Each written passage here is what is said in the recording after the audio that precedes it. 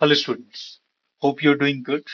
So dear students, we have discussed about some literary terms like alliteration, simile, metaphor, and in this lecture, we are going to discuss about prologue and epilogue. प्रलोग क्या होता है epilogue क्या होता है हम ये समझेंगे so without further delay let's get down to the lecture. Dear students, प्रलोग की जब हम बात करते हैं प्रलोग means is an introductory short and opening part of any longer literary work. For example हमारे पास एक बहुत बड़ा वाला वर्क हम लिखते हैं, कोई पोएम हम लिखते हैं और उसकी जो इंट्रोडक्शन के लिए थोड़ा सा पार्ट एक हम रखते हैं, वो उसको हम प्रलोग करते हैं. मतलब जैसे एक फॉर एग्जाम्पल जैसे हम अपनी इंट्रोडक्शन देते हैं तो उस इंट्रोडक्शन में हम अपना ब्रीफ आइडिया बताते हैं, है ना. हम पहले इसको ऐसे समझते हैं, उसके बाद आपको इजी हो जाएगा. जैसे आपको इंट्रोडक्शन पूछा जाता है, गिव मी योर इंट्रोडक्शन, अगर मैं ये बोलूं तो आप क्या करोगे, सबसे पहले अपना नाम बताओगे, बैकग्राउंड बताओगे, थोड़ी सी एरिया का नाम बताओगे, यहाँ से आपको मतलब थोड़ा थोड़ा आप अपने बारे में बताओगे. तो ये होता है एक इंट्रोडक्शन. वैसे ही किसी वर्क, किसी लिटरेरी वर्क का जो इंट्रोडक्शन होता है, इंट्रोडक्टरी पार्ट होता है, उसको हम क्या कहते हैं, prologue. तो ये कहता है prologue is an introductory short and opening part of any longer literary work. It is also called a trailer of the story. जैसे किसी मूवी का ट्रेलर होता है ना, जैसे किसी मूवी का ट्रेलर होता है, वहां पे क्या होता है कि आपको बताया जाता है कि थोड़ा सा आइडिया दिया जाता है कि ये मूवी किसके ऊपर है. वैसे ही जो स्टोरी है उसका ट्रेलर को हम क्या बोलते हैं, prologue. It is written to perform various purposes. किस लिए लिखा जाता है ये, हर एक आपको लिटरेरी वर्क में आपको प्रलोग नहीं मिलेगा. कुछ कुछ वर्क्स में कुछ कुछ राइटर्स ने इसको बहुत कम, बहुत रेयरली यूज करा है, लेकिन हमें समझना जरूरी है कि होता क्या है ये. तो बोलते हैं कि ये किस लिए लिखा जाता है, to highlight the brief background information of the major work or to foreshadow the future course of actions of the particular work. Future में क्या होने वाला है उसके बारे में भी हमें हिंट मिलता है, किससे, परलोक से. और साथ में उसका बैकग्राउंड क्या है, कहां से वो शुरू होता है, क्या उसकी सेटिंग है, वो सब हमें कहां से पता चलता है, परलोक से. ठीक है. इसके फीचर्स क्या है, it is written to introduce the background of the work. किसी वर्क की क्या बैकग्राउंड है, किस दौर में वो सेट हुआ है, किस जगह में वो सेट हुआ है, टाइम क्या था, मौसम कैसा था, जगह कैसी थी, लोग क्या थे वहां पे, क्या चल रहा था, वो सारी हमें बैकग्राउंड थोड़ी बहुत बताई जाती है. अब prologue helps reader to predict about the future course of action. यहाँ से हम ये भी प्रेडिक्ट कर सकते हैं कि आगे क्या होगा. उसके बाद it highlights the themes and characters of the work. थोड़ा बहुत हमें थीम्स के बारे में, किस चीज के बारे में ये जो वर्क है, ये जो प्रलोग, जिसका ये प्रलोग है वो किस चीज के बारे में है, हमें थोड़ा बहुत वो भी आइडिया लग जाता है. उसके बाद it helps reader to engage the it helps writer to engage the readers. Readers को ये एंगेज करता है, किसके लिए, कि वो उस वर्क को पढ़े बहुत क्यूरियोसिटी के साथ और उत्सुकता के साथ, है ना. तो ये चीजें ये इसके साइलेंट फीचर्स होते हैं. यहाँ पे मैंने आपको हमने ये वर्क डिस्कस करा है क्लास में, कैंटरबरी टेल्स, और यहाँ पे इसका हमने प्रलोग पढ़ा था. और इसमें आपने देखा था कि यहाँ पे क्या था, कि प्रलोग में वो हमें ये भी बताता है कि it was the month of April, mid April की बात करता है.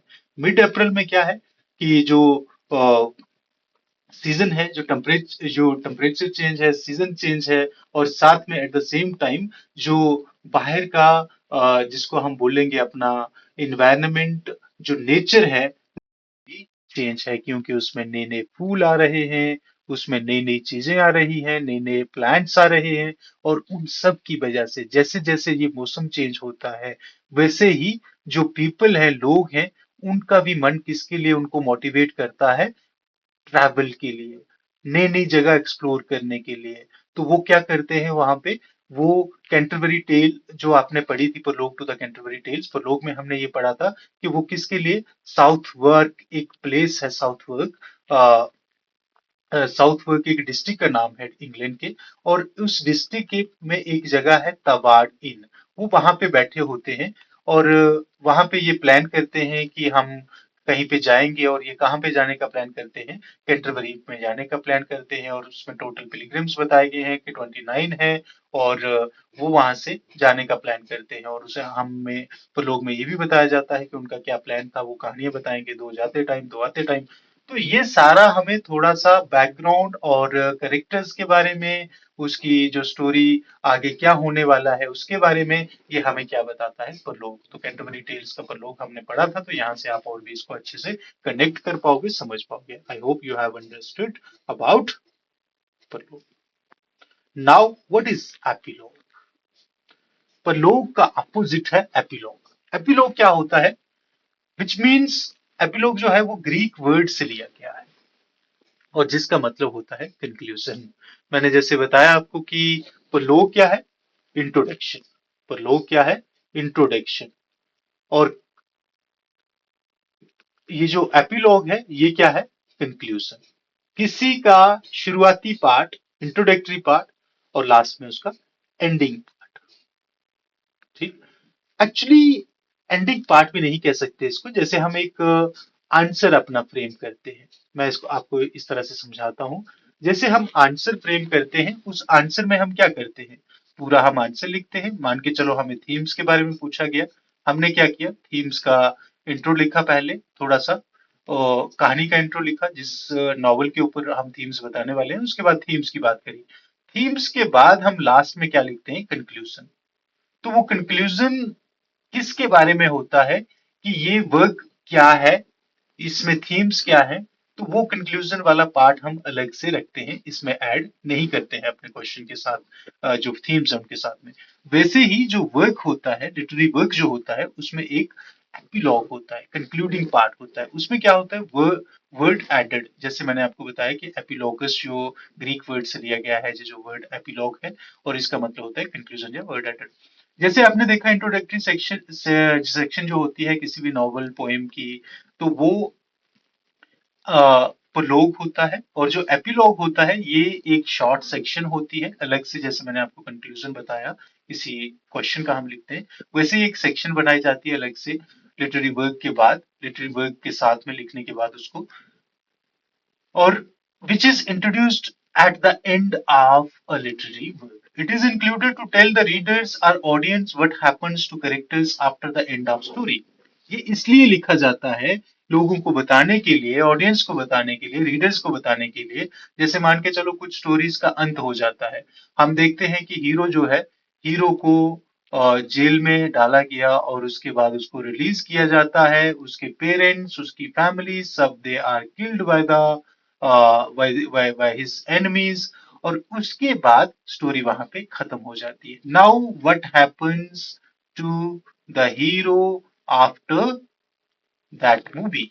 तो वैसे ही स्टोरी भी होगी, वहां पे हम देखते हैं कि एंड हो गया, लेकिन हमें बाद में क्या हुआ होगा वो जानने की चिंता रहती है, वो जानने की क्यूरियोसिटी रहती है। तो वो चीज बताने के लिए क्या करते हैं, एपिलॉग को इंक्लूड करते हैं लिटरेरी वर्क्स में। यहाँ पे हमें क्या पता चलता है कि क्या कैरेक्टर्स के साथ क्या हुआ end of the story. Characters ने अपनी फैमिली में चला गया वो, या फिर उसने संन्यास ले लिया, या उसने पढ़ाई शुरू की, क्या किया, तो थोड़ा सा हमें उसके बारे में हिंट दिया जाता है या बताया जाता है। Epilogue was an integral part of the plays of the 17th and 18th century. खासकर ड्रामा में इसको इंक्लूड किया जाता है। और ड्रामा जो 16th 17th और 18th सेंचुरी के जो ड्रामास थे, उसमें ये एक आपको ज्यादा एपिलॉग का यूज मिलेगा। ठीक है। उसके बाद इसके फीचर्स क्या हैं? It is introduced after the end of story. ये आपको पता ही है कि जो एपिलॉग है वो एंड में आता है, और जो प्रोलोग है वो बिगिनिंग में आता है। ये बात आपको याद रखनी है। उसके बाद इसका पर्पस क्या होता है? To make the readers aware about the post story events. जो कहानी के बाद वाले इवेंट है ना, उनके बारे में रीडर को बताना थोड़ा सा, शोइंग फ्यूचर आउटकम्स। ठीक है। To clear the suspense of the reader. जैसे उनको किसी चीज को लेकर सस्पेंस होता है कि क्या हुआ होगा, क्या हो सकता होगा, ऐसे करके तो उसको क्लियर कर देता है ये epilogue. To create the emotional effect, ये इमोशनल भी करता है। इमोशनल इफेक्ट क्रिएट करने के लिए भी इसको इंक्लूड किया जाता है, इंट्रोड्यूस किया जाता है अपने लिटरेरी वर्क में, राइटर के द्वारा, ड्रामेटिस्ट के द्वारा। Like prologue it is not included with every work. ठीक है ना। जैसे आपने देखा होगा प्रलोग भी हर वर्ग के साथ एडेड नहीं होता है, ऐड नहीं होता है, वैसे ही एपिलॉग भी हर वर्ग में नहीं होता है, कोई कोई राइटर इसका यूज करता है। The famous literary works which have included epilogue, J K Rowling का आप हैरी पॉटर देखोगे, चार्ल्स डिकेंस का a tale of two cities, Shakespeare का टेम्पेस्ट, इन सब में आपको ये मिलेगा epilogue. So with this, we will end our lecture here. We will meet again with another video, another lecture. Till then, bye bye. Take care. Thank you so much.